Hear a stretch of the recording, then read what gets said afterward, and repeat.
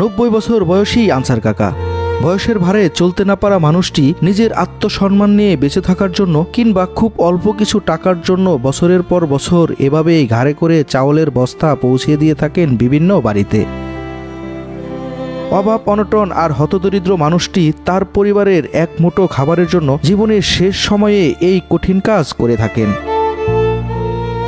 দিনে মাত্র 100 থেকে 150 টাকা আয় করা মানুষটি 40 টাকার জন্য প্রায় 1 কিলোমিটার পায়ে হেঁটে বস্তা খুব দক্ষতার সাথে পৌঁছে দিয়ে থাকেন গন্তব্যে।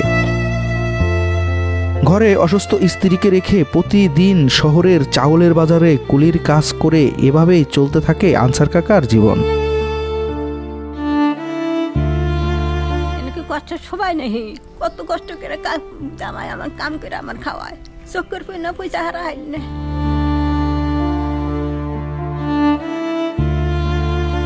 কত কই তোমার কাম করার সময় না, কয়েক তোমাকে খাওয়াম কি কষ্ট করি বাবা রে। আমার হলো কষ্ট না করলে তো আমি আমি খামোটা কি।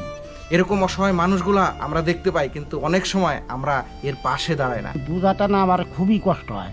আসলে উনি গরিব মানুষ, উনি তো এখানে বোঝা টানার সময় না। আমার কেউ দেখা না, আমার বয়স তো কাটো কাইটা দিছে। উনি অসহায়ত্বের শিকার এবং না পাইলে ওনাকেই দিতে হয়, নাহলে রিক্সাওয়ালারা যদি খ্যাপগুলি ধরে নিয়ে যায় উনি খালি হাতে বাড়িতে ফিরবো। এই বয়সে তো ওনার বোঝার কাজ করার কথা না, কিন্তু তারপর ওকে করতে হয়।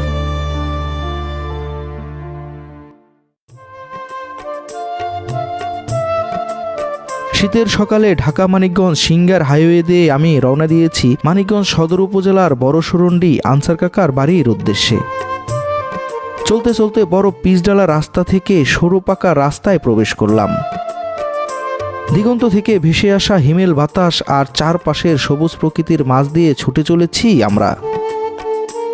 সরু পাকা রাস্তা থেকে আবার ধুলামাখা রাস্তায় চলে আসলাম।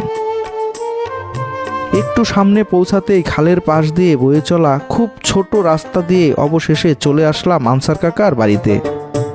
বন্ধুরা, আমরা অবশেষে সেই আনসার কাকার বাসায় চলে এসেছি। এই যে আনসার কাকা। কাকা আসসালামু আলাইকুম। ওয়ালাইকুম আসসালাম। ভালো আছেন? হ্যাঁ, আল্লাহ রাখা। আনসার কাকার বাসায় পৌঁছানোর সাথে সাথেই ব্যস্ত হয়ে পড়লেন আমাদের আপ্যায়নের জন্য। হতদরিদ্র মানুষটির কিছু না থাকলেও তার এই আন্তরিকতায় মন ভরে গেল। কারে করে বোঝাটা নিয়ে আমি মানে আমার ছেলে টেলে নাই, এখন আমার হলো মেয়া, আমার 3 মেয়া তো বিয়া হইয়া নাই। তাহলে পরে তাগো তো ভবিষ্যৎ আছে, ওই একটু কাজ করি দিন। আবার এর ঘরে বয়ে থাকলেও তোরে যাম একটু করি ওই টুকটাক করে। এনে মেয়াগো ভবিষ্যৎ আছে, বিয়া নাই কে নিয়ে গেলো আমি একটু করি আর কি কাজ। মরে গেলে তো এখানে আল্লাহ নিলে তো আর কিছু করার নাই, কিছু করা আছে। আর আমার হাত দিয়ে ধরে যদি উঠিয়ে দেয় সেইটা হইলাম নি, তাছা নিয়ে দেয়।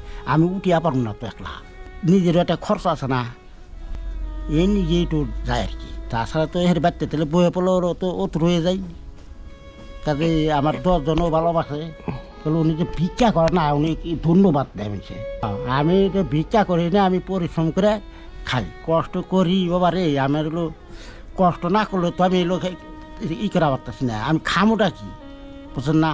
কাজে আমি হলো ভিক্ষা ট্যাগ করি না, মানে যাই কো আমি যা পারি 2 পয়সায় 4 পয়সায় ওইটাই আমি আল্লাহ চালাইব আর কি।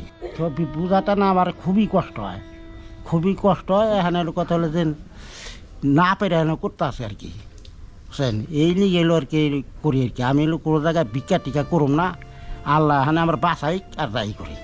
এনেকে কষ্ট সবাই নেই, কত কষ্ট করে জামাই আমার কাম করে আমার খাওয়ায়, চক্কর পই না পয়সা হারা হয় না।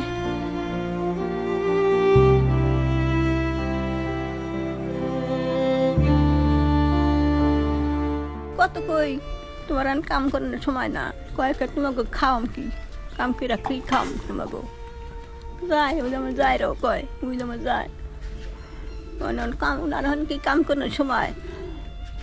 আর কেরা তো আবার আল্লাহ, আমার আল্লাহ দেহে।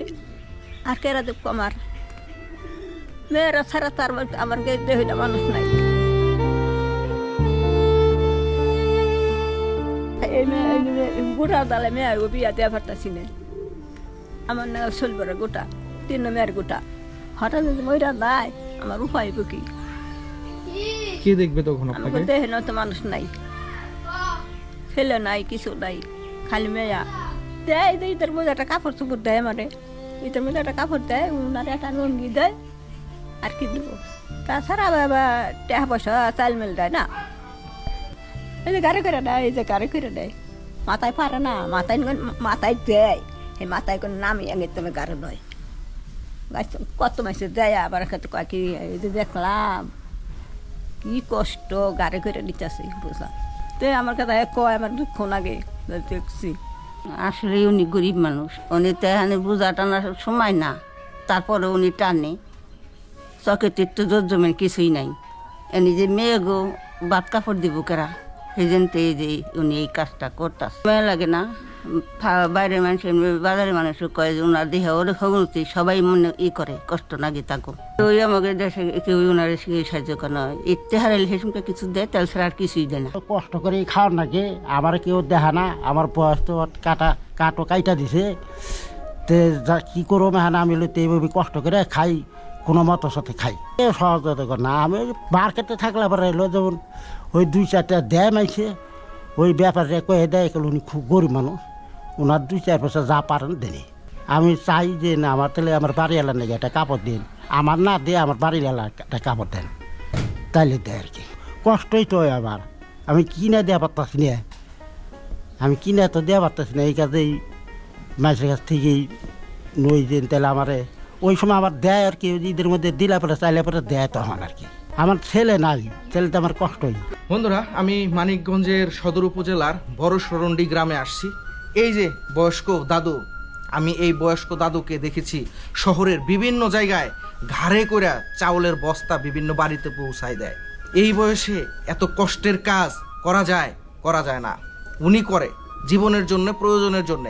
ওনার ঘরে বৃদ্ধ স্ত্রী আছে, 5টা মেয়ে আছে, ছেলে সন্তান নাই। 5টা মেয়ের মধ্যে 2টা মেয়ের বিয়ে হয়েছে আর 3টা মেয়ের বিয়ে হয় নাই। কারণ সেই মেয়েদের তার মার কিছু গোটার রোগ আছে, সেই রোগগুলা তার মেয়েদেরও হয়েছে, যার কারণে তার এই 3টা মেয়েরও কিন্তু বিয়ে হচ্ছে না। এই 3টা মেয়েও যেন ওনার ঘাড়ে আছে। দেখুন, এই বৃদ্ধ বয়সে ওনার সেই বোঝা টেনে খেতে হয়। আমি অনেক কষ্ট করে ওনার ঠিকানা নিয়ে ওনার বাড়িতে চলে এসেছি, ওনার সাথে কথা বলার জন্য, ওনাকে দেখার জন্য। এরকম অসহায় মানুষগুলা আমরা দেখতে পাই, কিন্তু অনেক সময় আমরা এর পাশে দাঁড়াই না। যাই হোক, আমি এই দাদুকে একটু সহযোগিতা করব, পাশাপাশি এই দাদুর মোবাইল নাম্বার দিয়ে দেবো, আপনারাও পারলে এই দাদুকে একটু সহযোগিতা করবেন।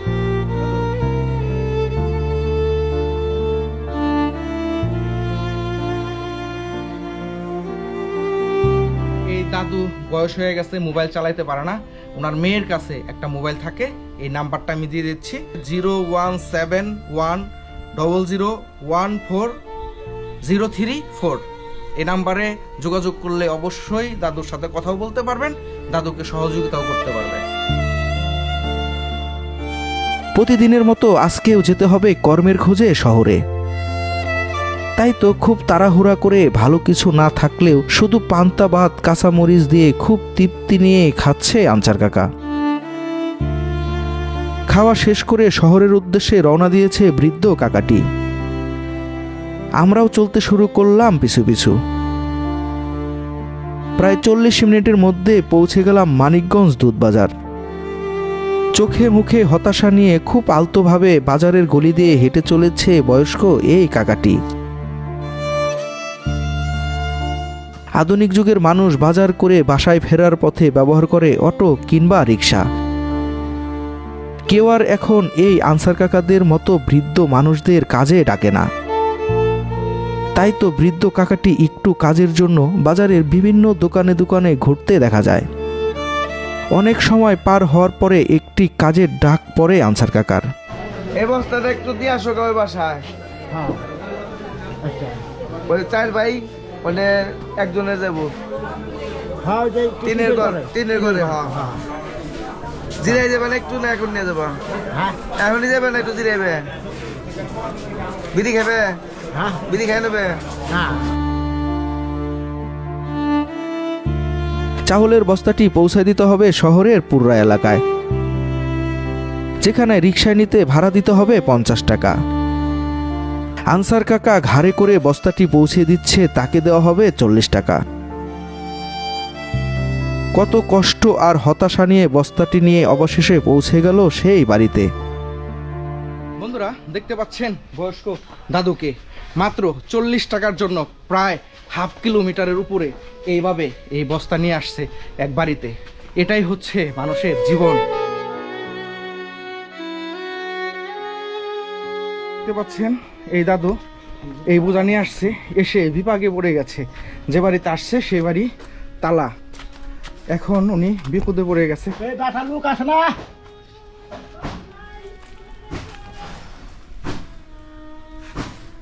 আমি নে এই যে এই বাসায় দিয়ে নি ওনাকে তো